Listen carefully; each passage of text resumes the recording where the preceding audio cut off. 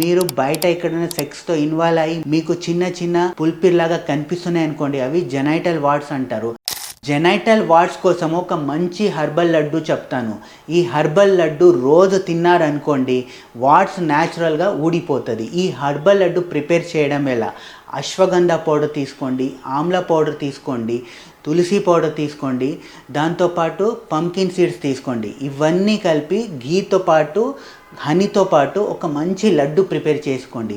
ఈ లడ్డూని daily night తిన్నాక లేదా పడుకొని ఒక గంట ముందు డైలీ ఒక లడ్డు తిన్నారనుకోండి, న్యాచురల్గా మీ ఇమ్యూనిటీ అనేది బూస్ట్ అవుతుంది.